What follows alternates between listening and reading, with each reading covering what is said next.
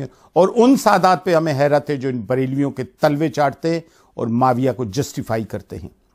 یہ سرور چشتی کو آپ نے سنا، اب ان کے بیٹے کامران چشتی کی آپ سن لیجئے۔ جو مولوی و مفتی بھی معاویہ کو نجم الہدا یعنی ہدایت کا ستارہ بتاتا ہے اور اس کی تعظیم رکھتا ہے، وہ اول درجے کا خارجی، ناصبی، خود بھی گمراہ ہے اور قوم کو بھی گمراہ کر رہا ہے، خود بھی جہنمی ہے اور قوم کو بھی جہنمی بنا رہا ہے۔ سن لیا، سرور چشتی اور کامران چشتی دونوں یہ کہہ رہے ہیں کہ وہ حضرات جہنمی ہیں جو امیر معاویہ کا دفاع کرتے ہیں، وہ حضرات دوزخی ہیں جو امیر معاویہ کا دفاع کرتے ہیں۔ اب میں آپ کو بتا رہا ہوں کہ امیر معاویہ کا دفاع کن لوگوں نے کیا ہے۔ سیدنا مولا علی شیر خدا رضی اللہ تعالی عنہ نے حضرت معاویہ کو اور ان کے ساتھیوں کو اپنا بھائی کہا ہے۔ درجنوں کتابوں سے ہم نے یہ ثابت کیا کہ اخواننا بغوا علینا، یہ خود مولا علی رضی اللہ عنہ کا ارشاد ہے، اور شیعوں کی مشہور کتاب نہج البلاغہ کے اندر بھی یہ بات موجود ہے۔ یہی نہیں، حضرت سیدنا عبداللہ ابن عباس نے بخاری کی یہ روایت ہے کہ حضرت امیر معاویہ کو صحابی رسول بھی کہا اور فقیہ بھی کہا۔ اور آگے بڑھیں تو سرکار غوث اعظم نے اپنی کتاب غنیۃ الطالبین میں، سرکار نظام الدین اولیاء نے فوائد الفواد میں، مخدوم اشرف جہانگیر کچوچھوی نے لطائف اشرفی میں، سرکار برہان الدین غریب رضی اللہ تعالی عنہ نے نفائس الانفاس میں، اور اس طرح سے دیگر بزرگان دین نے اپنی کتابوں میں، اور سرکار نوری میاں نے سراج العوارف میں سرکار امیر معاویہ رضی اللہ تعالی عنہ کا دفاع کیا۔ تو گویا کامران چشتی اور سرور چشتی کے کہنے کے مطابق یہ حضرات کیا ہوئے؟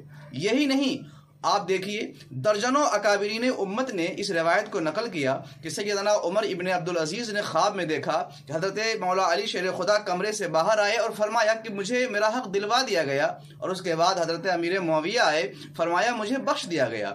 امام غزالی جیسے حضرات نے اس واقعے کو اپنی کتابوں میں لکھا اور درجنوں اکابرین امت نے اسے اپنی کتابوں میں لکھا۔ یہ نقل کرنے والے حضرات کیا ہوئے؟ یہی نہیں، تطہیر الجنان جو ہے جنان دیکھ لیجئے، السوائق المحرقہ دیکھ لیجئے، امام ابن ابی دنیا نے باقاعدہ سیدنا امیر معاویہ کے حلم پر کتاب لکھی، اور 172 علوم و فنون کے ماہر اور سرکار سیدنا خضر علیہ السلام سے علم حاصل کرنے والے، جن کو علم لدنی حاصل تھا، حضرت علامہ عبدالعزیز پرہاروی نے باقاعدہ الناہیہ نامی کتاب لکھی۔ تو یہ حضرات کیا ہوئے کامران چشتی کے نزدیک اور سرور چشتی کے نزدیک؟ اور آگے بڑھ کر کے دیکھیں تو جن اکابرین امت نے، مشائخ نے امیر معاویہ کا دفاع کیا، ان کے شان میں کتابیں لکھیں، وہ دوزخی ہو گئے۔ جو لوگ ان کو جسٹیفائی کر رہے ہیں، ان کا دفاع کر رہے ہیں، وہ جہنمی ہو گئے، وہ گمراہ ہو گئے، وہ خارجی اور ناصبی ہو گئے۔ دراصل شعبدہ گر بھی پہنتے ہیں خطیبوں کا لباس، بولتا جہل ہے بدنام خرد ہوتی ہے، لباس اہل سنت میں یہ لوگ شیعہ ہو چکے ہیں۔ یہ اکابرین امت کو نہیں مانتے، یہ مشائخ کو نہیں مانتے، یہ چشتیہ سلسلے کے بزرگوں کے عقیدے سے منحرف ہو گئے ہیں، اور انشاءاللہ تعالی یکے بعد دیگرے ان کے باطل عقائد و نظریات کو آپ تک پہنچایا جائے گا، اور آپ خود فیصلہ کریں گے کہ مشائخ چشت سے ان کا کوئی تعلق نہیں ہے، اکابرین چشت سے ان کا رشتہ ٹوٹ چکا ہے، اور یہ اپنے آپ کو حنفی کہتے ہیں۔ یہ امام اعظم ابو حنیفہ کا نام تقیہ کے طور پر لیتے ہیں۔ یہ اپنے آپ کو سنی کہتے ہیں۔ یہ ائمہ اسلام کا نام، محدثین کا نام اور فقہاء اور مجتہدین کا نام براہ تقیہ لیتے ہیں، ورنہ ان کے عقائد و نظریات سے یہ بہت دور جا چکے ہیں۔